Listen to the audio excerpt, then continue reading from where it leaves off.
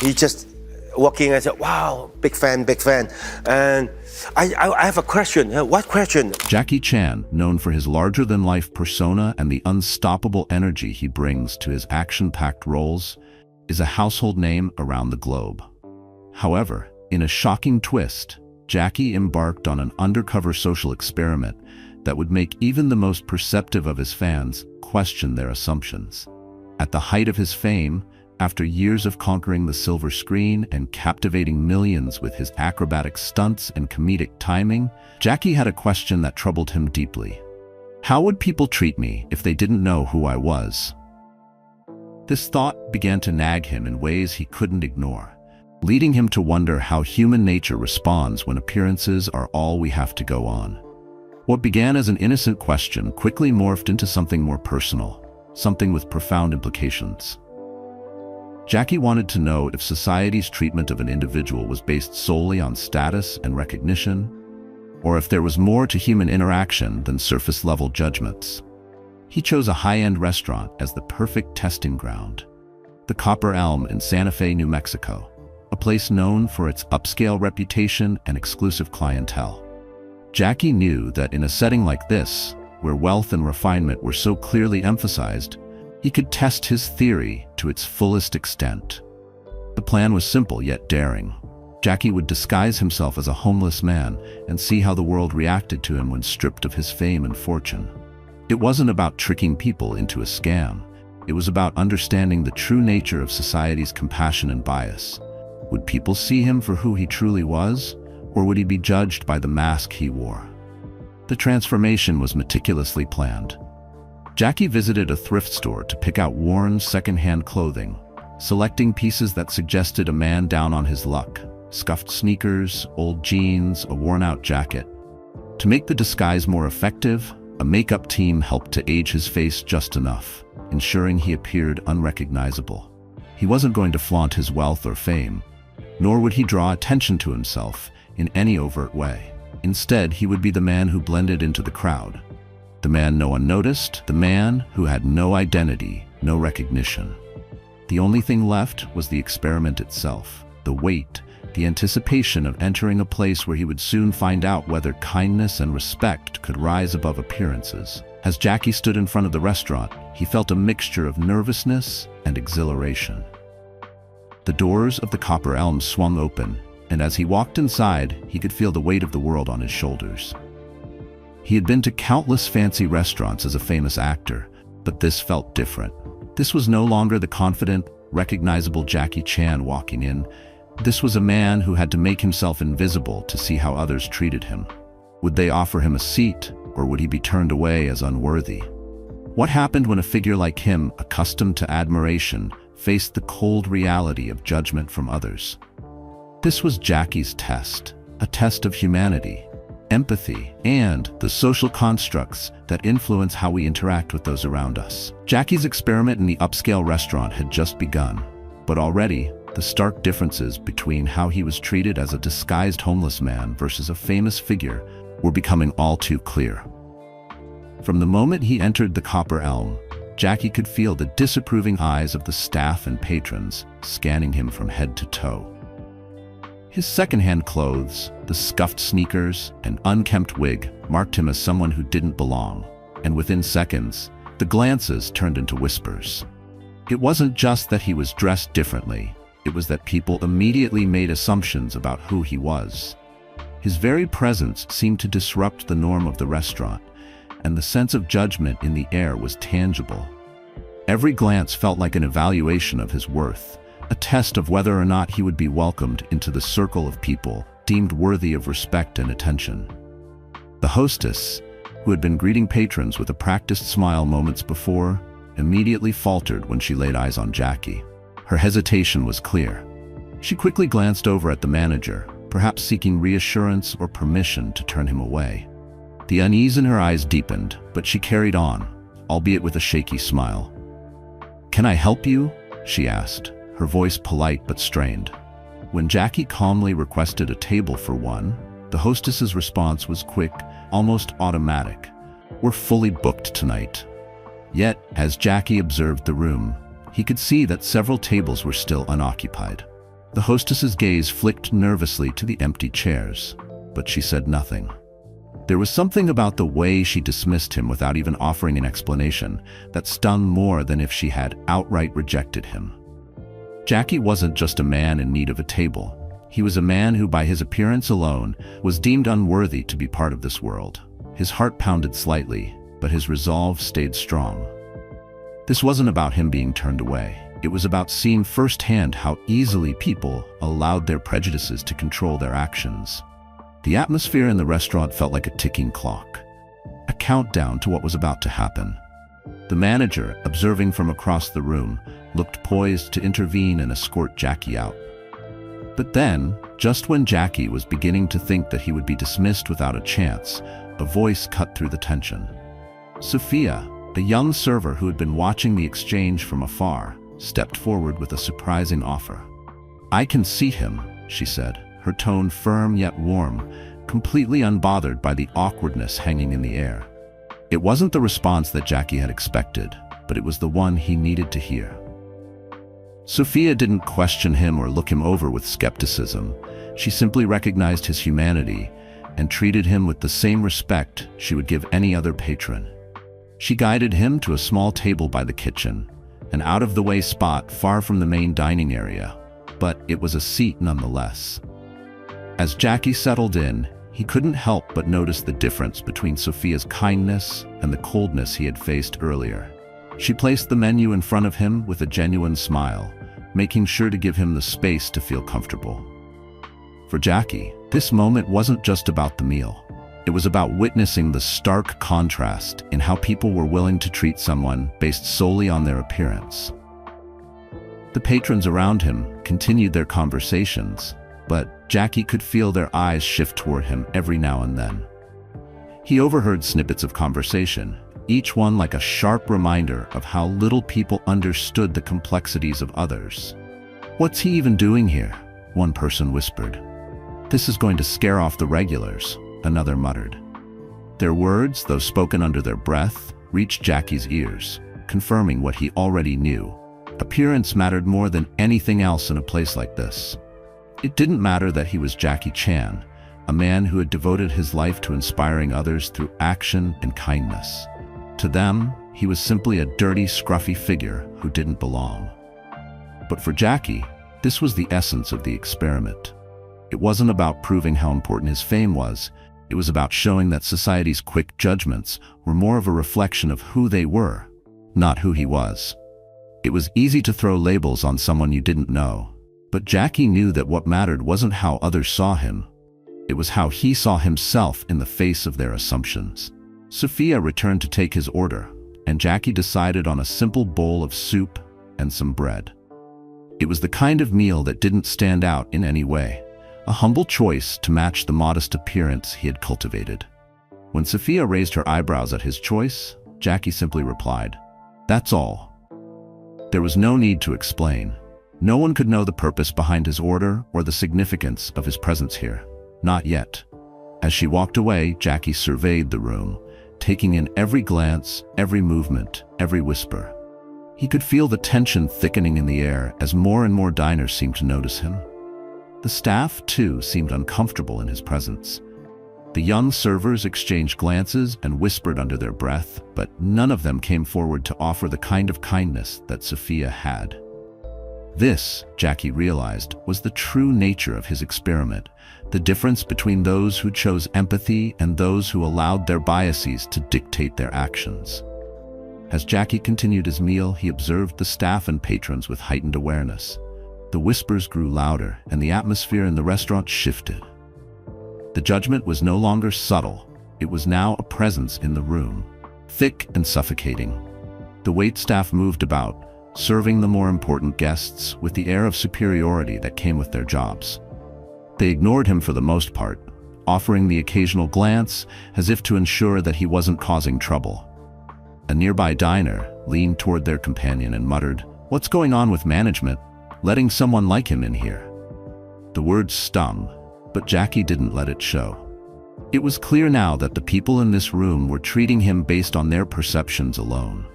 Perceptions that had been influenced by appearances and assumptions. But there was one person who stood out among the crowd: Sophia. Sophia wasn't deterred by the discomfort in the room. She continued to move between tables, ensuring every customer felt well taken care of. She interacted with each patron the same way, whether they were polite or condescending, rich or poor. She was unfazed by the gossip, the sneers, or the cold stares that followed her movements. And Jackie watched, fascinated. He saw how she handled the most difficult customers with patience and grace, always striving to make them feel seen, heard, and respected. Jackie admired her composure, but more than that, he admired her bravery. When one particularly rude customer asked Sophia, "Why are you wasting your time on him?" and gestured toward Jackie, Sophia's response was as firm as it was simple. "I believe everyone deserves respect, ma'am," she said. There was no hesitation in her voice, no doubt. Jackie couldn't believe what he was hearing. In that moment, Sophia wasn't just standing up for him. She was standing up for what was right. It was the kind of courage that society often overlooked, the kind of courage Jackie himself had fought for on screen. But now, it was happening in real life, and Jackie couldn't help but wonder. How many other people would have done the same thing? Would they have treated him the way Sophia had, or would they have dismissed him as easily as everyone else had? As the evening wore on, Jackie couldn't help but notice the growing discomfort in the room. Patrons who had previously whispered and cast judgment now seemed to be questioning their actions. A couple near the bar exchanged uneasy glances, and Jackie overheard the woman say, "What if he tries to ask us for money?" The husband merely shrugged, but the look of discomfort on his face spoke volumes. In another corner of the room, a woman dabbed at her eyes, speaking quietly to her partner. "What if we've treated other people the same way? People we didn't even notice?" The question hung in the air, unanswered. Jackie watched, intrigued. This wasn't just about how he had been treated. It was about what everyone else had learned through this uncomfortable encounter. It was about shifting perspectives, realizing that judgment was often based on nothing more than assumptions, and that true character came from treating others with respect, regardless of their appearance. The dinner rush at the Copper Elm began to die down, but Jackie's experiment was far from over. The tension in the room was palpable.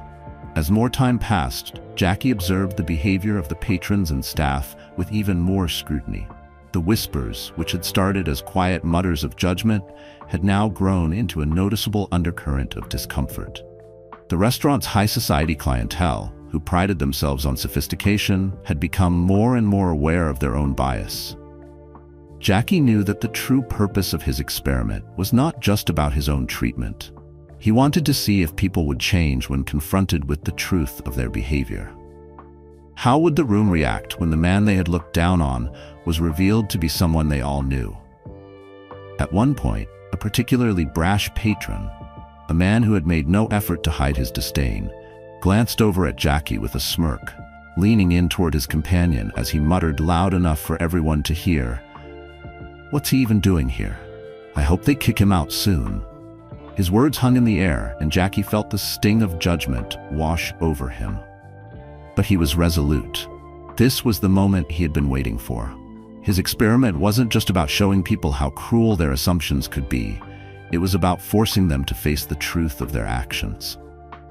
He had to endure this discomfort for it to have any impact, for the truth to be laid bare. He remained calm, knowing that the confrontation would come when the time was right. Then, the moment arrived. The tension was so thick now that it could be cut with a knife. As Jackie prepared to leave, he stood from his table, collecting himself and taking one final look around the room.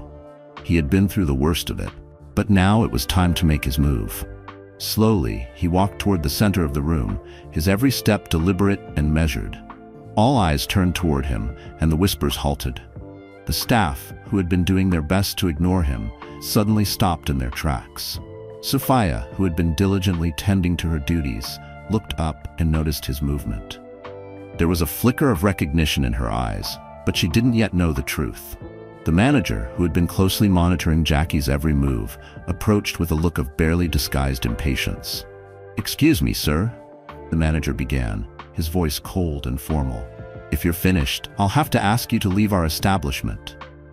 His tone was sharp, his demeanor as professional as it was dismissive. Jackie looked him directly in the eye, and for a moment, the room held its breath. The tension was unbearable. Jackie raised his hand in a gentle but commanding gesture, signaling that he wasn't finished yet. "I'll leave shortly," he said, his voice steady. "But before I go, I need to say something." The room went silent. Patrons exchanged confused glances, wondering what could possibly be coming next. Sophia, still holding her tray, paused as she noticed Jackie's stance and the way the room had gone completely still. The manager's brow furrowed as he crossed his arms, clearly unsure of what to do. Jackie stood there for a moment, taking it all in, the scrutiny, the judgment, the discomfort he had witnessed all evening. This was the culmination of the experiment, and he was about to reveal the truth.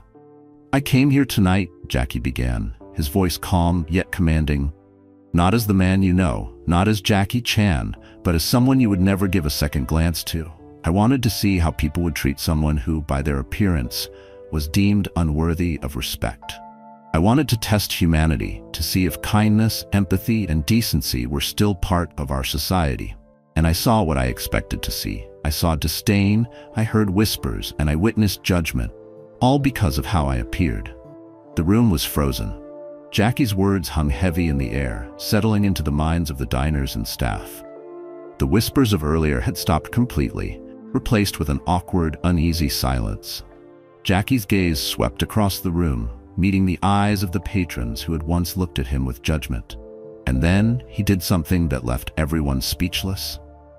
He reached up, slowly removing the wig that had disguised him, revealing his familiar face to the room. Gasps rippled through the restaurant as realization dawned on everyone at once. The man they had all judged, Jackie Chan, the international superstar, was standing before them.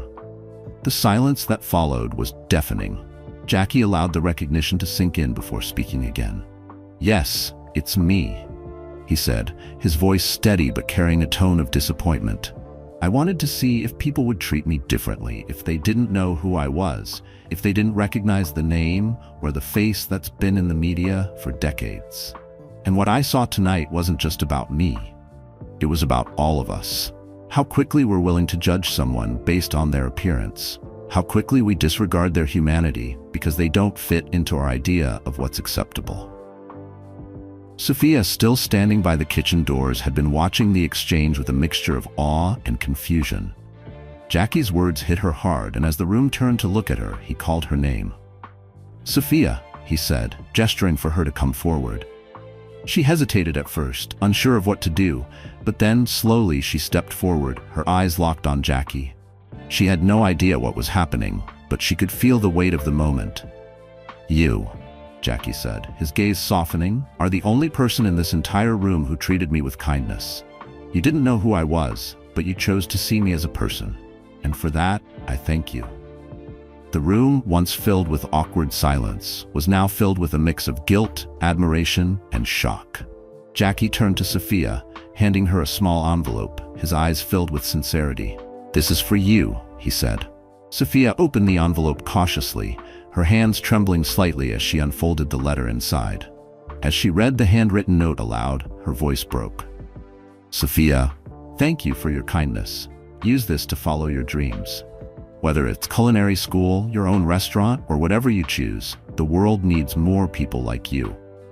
The check for $50,000 slipped from her hand as her eyes filled with tears. The room, once filled with judgment and discomfort, was now overcome with a sense of awe. Jackie had not only revealed his identity, but he had also proven that one simple act of kindness could change someone's life forever. The shockwaves of Jackie's experiment rippled far beyond the walls of the Copper Elm. News of the event quickly spread across social media, capturing the attention of millions of people. The story of how Jackie Chan, in disguise as a homeless man, had been treated by the restaurant staff and patrons sparked debates about empathy, human behavior, and the power of kindness. Headlines flooded news outlets with titles like "Jackie Chan tests humanity at upscale restaurant" and "Billionaire rewards kindness in unforgettable experiment." People from all walks of life began discussing the implications of the experiment and what it said about society's tendency to judge others based on superficial factors. The Copper Elm, once an exclusive, upscale restaurant, became a focal point for discussions on social behavior and the treatment of others. Some people praised Jackie's experiment as an eye-opening social commentary, while others criticized the way the staff had treated him. The judgmental stares, the whispers, and the dismissive attitudes toward him became a symbol of how people often allow their assumptions to dictate their behavior. What was supposed to be a regular evening at a fine dining establishment had turned into a lesson in human decency. Sophia, the server who had treated Jackie with kindness when everyone else had turned their back on him, became an overnight sensation. Her story was shared across social media, and reporters flocked to interview her. At first, Sophia was hesitant to speak publicly about the experience. She wasn't used to the spotlight, and the attention was overwhelming. But when she finally spoke, her words were simple yet profound. "It wasn't about knowing who he was," she said in one interview. "It was about treating someone with dignity, no matter their circumstances. That's something we should all do, not just for billionaires in disguise, but for everyone." Sophia's newfound platform allowed her to advocate for kindness and inclusivity in the service industry and beyond. The $50,000 check Jackie had given her wasn't just a financial windfall. It was a tool that would help her pursue her dreams of culinary school and perhaps one day open her own restaurant.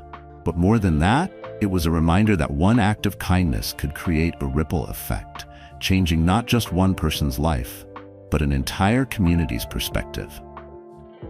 The restaurant also underwent significant changes.